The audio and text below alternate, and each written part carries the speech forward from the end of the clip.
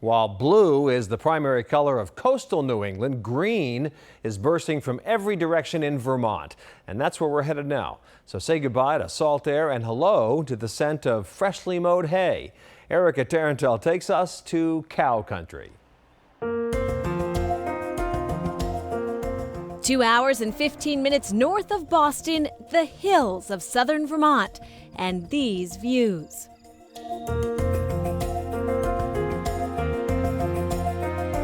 It's very spread out. Putney covers about 26 square miles and it has about 2,600 people, probably more cows. This is beauty on a grand scale.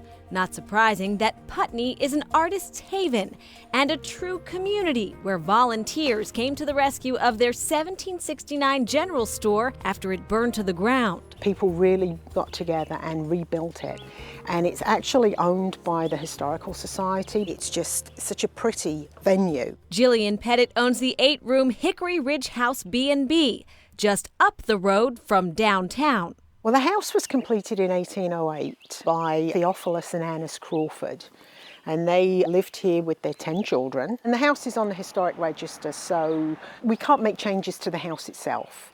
There's the original windows, the original floors. The general floor plan is pretty much the same.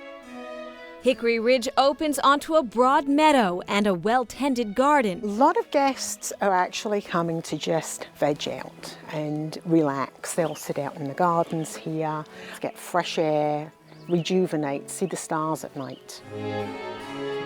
A couple of miles from the inn in the neighboring town of Westminster West, a world-class private garden. It's surrounded by about 20 acres of meadow, all of which are preserved with the Vermont Land Trust. Gordon and Mary Hayward are the experts behind this 1.5-acre showstopper.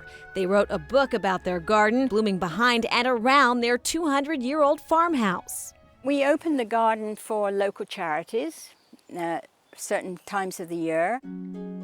A former teacher, Mary grew up on a farm in Gloucestershire, England. Gordon, also a former teacher, grew up on an orchard in Connecticut and is a noted author who wrote for a horticulture magazine for 25 years.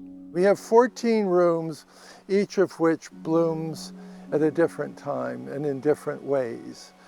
And also this particular area is very dramatic. There are other areas that are very soothing and calm. There are others that are enclosed. There are others that are wide open to the sun, others in full shade. There's no one favorite place. What better place to nurture creativity than the Putney School, a progressive boarding school for grades 9 through 12 set on 500 pristine acres. We've been around since 1935 and have always operated under the idea that people learn best by doing and should be active players in their own education. Arts have always been central to Putney. What's a little bit different about us is this idea that classes are centered around discussion. Not very much book learning, a lot of hands-on learning, a lot of collaborative learning.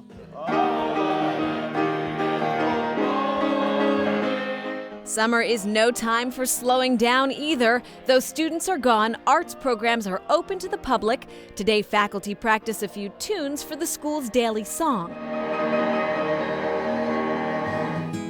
Self-sufficiency is also a key principle here. Putney's 245 students help run the school's dairy farm, which produces 275,000 gallons of milk a year, and the school is working toward net zero energy use. That's a really central tenet to progressive education, this idea that that education shouldn't be separate from life. Education is part of life and life is part of education.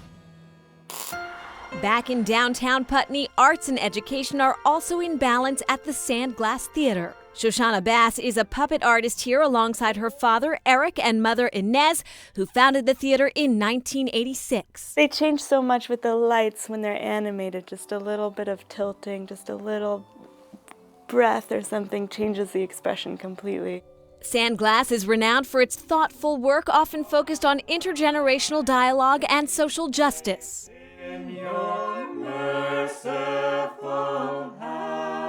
We're working on a piece now about refugees. We've been touring a piece for the last few years around the country that has to do with people with dementia. Today, Inez is in the workshop while her daughter prepares for rehearsal. I think most good puppeteers would say that it isn't really the puppeteer that animates the puppet. It's the audience's imagination that does it. We just make the invitation. And the Sandglass Theater is touring a lot this summer with appearances scheduled in Massachusetts, Vermont, and California. And yes, the Hayward's Garden is stunning, but no, you cannot just drop by. However, it just so happens that June 30th and July 1st, it is open to the public to benefit a local nonprofit dedicated to taking care of the elderly. Up next, the Ballad of the Well-Traveled Red Chair.